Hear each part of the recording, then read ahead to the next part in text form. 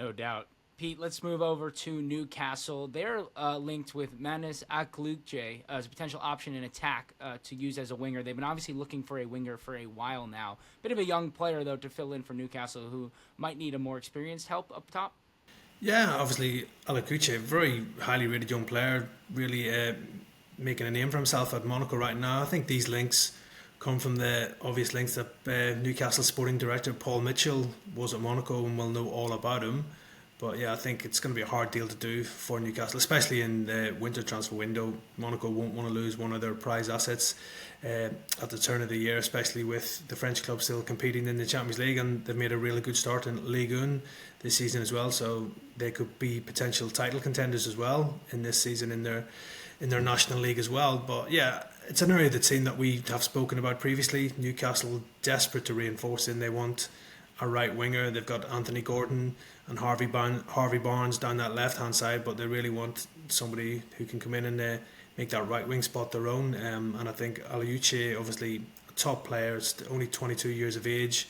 He's playing Champions League football already, but he's under a long term contract at Monaco. I think he signed a new deal earlier this summer, so he's under contract at the Principality until 2028. So it would take a huge fee to try and lure him away from Monaco right now, and I think the way he's progressing right now with his career, I think it'll be a number of clubs who'll be looking at Aliuchi in the future as a long-term signing, and Newcastle could find themselves potentially out of the race for him, especially if there was bigger clubs to follow up their interest. But yeah, it's still somebody that he's on Newcastle's radar, but I don't think a deal is anywhere near in the offing. He's just somebody who's maybe on their watch list.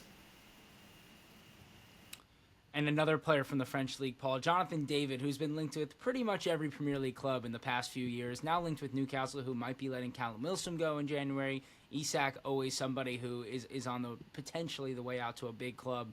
What do you think about Jonathan David filling in up top for Newcastle as either an option to go along with Isak or a future replacement?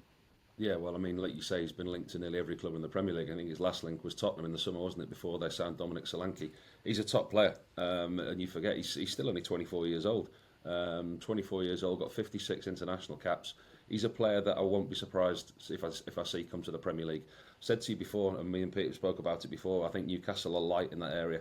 They're always linked with strikers. Quite often, most transfer windows, they went into the last season with the Champions League ahead of them with only Callum Wilson, who you know is not going to be fit for a whole season, and Isak, who's liable to a hamstring injury every now and then. So I think the two strikers they had, how injury prone they were light going into last season with only two. So I think it's an area that they will address, they will look at. But again, like every other club and everything that we talk about every week, the PSR and the FFP, that will play its part. For sure. And Pete, Anthony Gordon's new contract obviously been a hot topic. It looks like it's going to be signed shortly. Is there any inkling if this will either include a release clause or will this actually make it harder for Liverpool to try and return for the player next summer? We know that they're very interested. Yeah, obviously there's a lot of talk over the summer that Liverpool were trying to sign Anthony Gordon. Nothing materialised in the end, and he remained at St James's Park. I think this new contract is just reward for what Anthony Gordon's done at the club since his arrival from Everton 18 months ago. He's been a real hit for Eddie Howe and becoming a key man on that side. And you saw it last week. Played as a number 9 with Alex Isak out injured and gave Manchester City a real tough time, really. And I think Anthony Gordon, he's really improved as a player since working under Eddie Howe at Newcastle. Newcastle will be hoping this new contract, which is a long-term contract, I think, for another 6 years, will go a long way to ending those potential rumours of a move to Liverpool.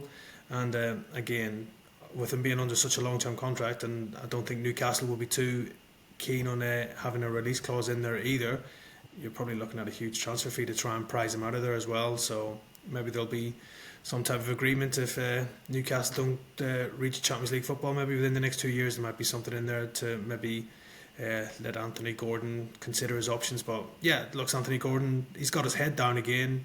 He's playing in that Newcastle side and scoring goals, and that can only be good news for Newcastle. And I think this new contract is just reward for him and a real boost for Newcastle, as it probably will go a long way to ending any speculation that he could be leaving the club anytime soon.